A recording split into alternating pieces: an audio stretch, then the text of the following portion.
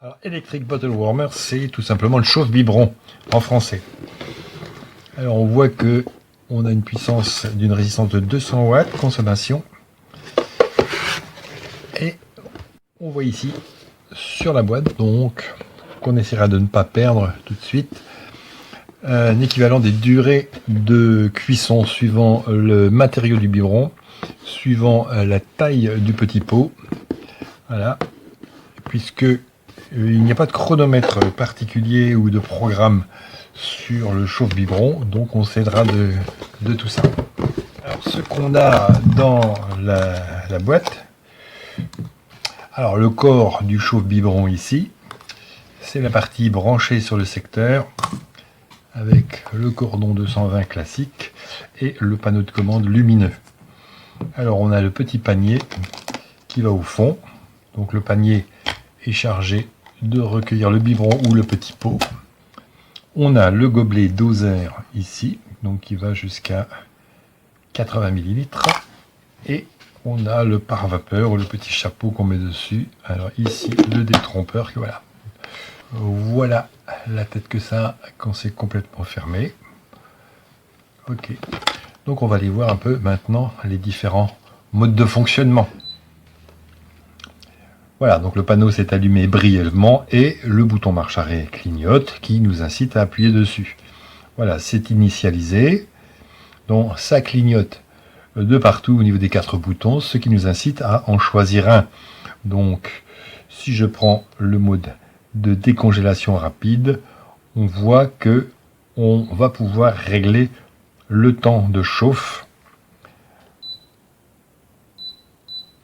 Voilà, on diminue entre 1, 2, 3 minutes. Si je mets la fonction de bain-marie sur 24 heures, on voit cette fois-ci je dois régler la température. On voit que la température. Si je mets la fonction du chauffe-biberon, ça me met 70 degrés, estimé avec ici la montée en température de la résistance. Donc je l'arrête puisque j'ai pas mis de liquide à l'intérieur. Enfin, la dernière fonction, qui est la fonction d'ébullition. Voilà, donc là j'ai un chenillard qui se met en route et je vais avoir une montée de température rapide jusqu'à 100 degrés. Alors je vais remplir le fond.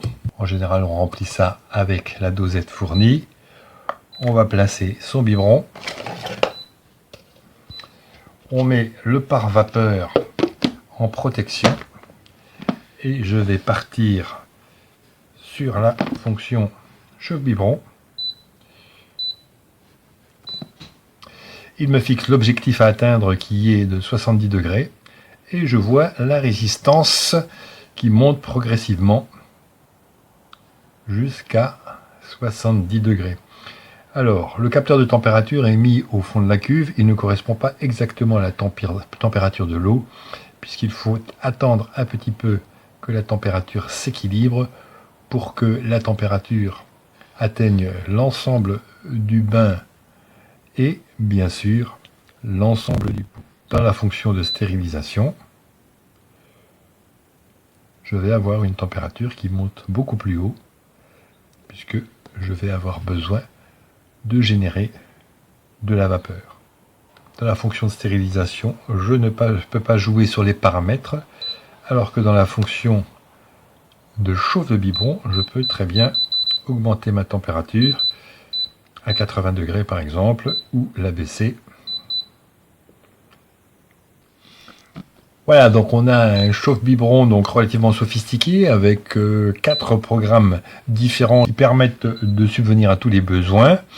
Le seul réglage manuel dont il faudra tenir compte, c'est la durée de chauffe qui sera différente suivant le type de récipient et suivant le volume à chauffer. Voilà, donc finalement je coupe tout ici et je débranche. Alors il manque peut-être un interrupteur général sur le fil, mais globalement c'est un système qui est joli et fonctionnel. pas de souci, c'est adopté.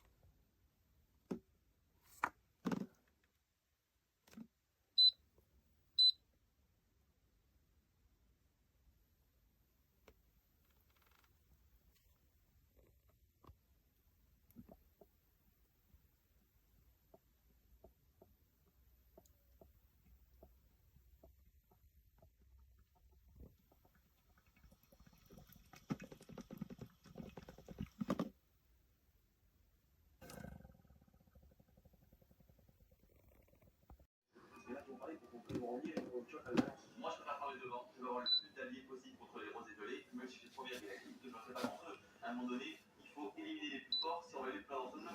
Ah, mais là, il faut de suite s'en sortir. Il faut que tu parles avec les gens. Benoît, c'est quelqu'un que je connais depuis 2014 quand même. C'est pas d'hier.